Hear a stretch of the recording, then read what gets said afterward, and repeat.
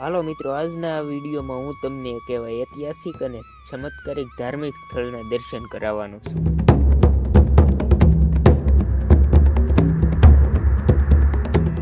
અને આ જગ્યાએ દર વર્ષે મહિનામાં આવતા દરેક રવિવારે ભવ્ય મેળો ભરાય છે.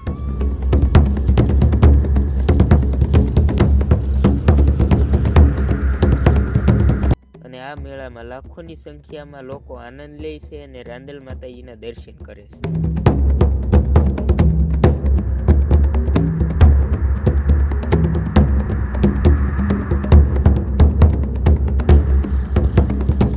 આ મંદિરનો ઇતિહાસ 500 વર્ષ કરતાં પણ વધારે જૂનો છે. અને આ મંદિરના ઇતિહાસ પર નજર કરીએ તો ટૂંકમાં કહીએ તો આ જગ્યાએ રાકા નામના એક વ્યક્તિએ તળાવ ખોદાવ્યું હતું અને તે તળાવમાંથી માતાજી સ્વયં પ્રગટ થયા હતા. તેથી આ સ્થળ રાકાસરના રાંદલ માતાજીના નામથી ઓળખાય. તો ચાલો હું પણ તમને વિડીયો દ્વારા ઘરે બેઠા રાંદલ માતાજીના દર્શન કરાવું અને અહીંનો ઇતિહાસ જણાવવાની કોશિશ કરું.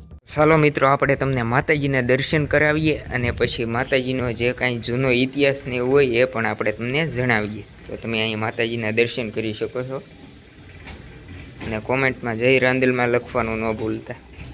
જય માતાજી મિત્રો, અત્યારે આપણી સાથે છે અહીંના પૂજારી ગૌતમ બાપુ. તો આપણે ગૌતમ બાપુ પાસેથી આ મંદિરનો ઇતિહાસ જાણવાની કોશિશ કરીશું. મહિનાના જેટલા રવિવાર આવે એટલા મેળા અહીંયા ભરાતા હોય છે. અને હવે તો 3 મેળા તો વહી ગયા છે. હવે છેલ્લો મેળો છે. બધા માનતાઓ લઈને આવે છે. હાથ પગ આંખ્યું સાંડલા સુંદરી મતલબ નખથી માંડીને માથાના વાળ સુધીની બધી માનતા અહીંયા આવે છે. એમ મતલબ બહારથી જે લોકો આવતા હોય, અમુક જે દવાખાનામાં યાદ કરેલા હોય માતાજી, જે દવાખાનામાં માનતા કરેલ હોય ને એ લોકો પણ અહીંયા આવીને એમ કહેતા હોય કે બાપુ અમે ત્યાંથી યાદ કર્યા હતા તો અમારું કામ થઈ ગયું છે. રીતનો માતાજીનો ચમત્કાર છે. મતલબમાં પછી મહિનામાં જો કે 4 રવિવાર હોય, અમુક વાર 5 આવે છે. પણ હવે અત્યારે તો છેલ્લો મેળો રહ્યો છે એટલે બધા મિત્રો આવજો અને કહેજો. મતલબ અને બધા મિત્રો ધ્યાને રાખજો પોતપોતાનું, કારણ કે મેળામાં ઘણી વાર એવું થતું હોય છે કે અમુકનું વસ્તુ ખોવાઈ જતી હોય, કપાઈ જતી હોય, એટલે પોતપોતાને રીતે સેફટીમાં રહેવું. બાપુ, આ મંદિરનો આમ કઈ ઇતિહાસ જૂનો તમને આવે? જૂનો ઇતિહાસમાં તો એમ કહેવાય છે કે અહીંયા મારા પપ્પા અને મારા દાદાની એમ કહેતા કે પેલા આ બધું તળાવ હતું, છે કે મંદિરની સામે જે વડલો છે ને એના પણ 500 વર્ષ થયા છે અંદાજે. મતલબમાં માતાજીના તો 780 વર્ષ જેવું થયેલું છે. અને બહુ જૂનું આમ કહેવાય છે કે પેલા એમ કહેતા હોય છે, જૂના માણસો આવે છે એમ કહે છે કે બાપુ પેલા અહીંયા ખાલી ઓરડો જ હતો નાનો એવો.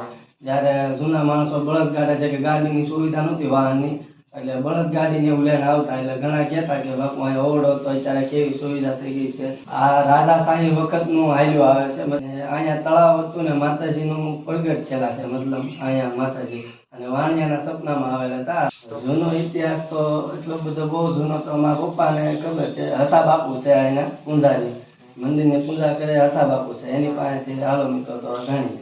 તો મિત્રો, અત્યારે આપણી સાથે છે આ મંદિરના રાંદલ માતાજીના મંદિરના પૂજારી હસા બાપુ. તો હસા બાપુ, આપણે આ રાંદલ માતાજીના મંદિર વિશેનો થોડોક ઇતિહાસ જણાવો. આ તો બહુ જૂનું છે.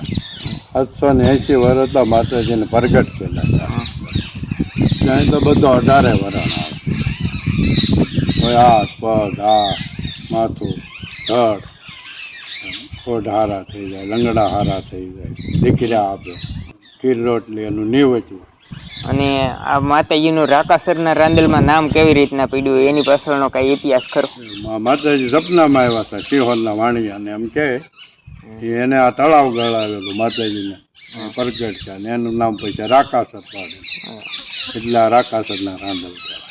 તો હાલો મિત્રો, આ વિડીયોને આપણે અહીં પૂરો કરીએ છીએ. વિડીયો ગમ્યો હોય તો લાઈક કરજો, તમારા મિત્રો સાથે શેર કરજો, કોમેન્ટમાં જય રાંદલમાં લખવાનું ન ભૂલતા. અને હવે પાછા મળીએ એક નવા વિડીયો સાથે.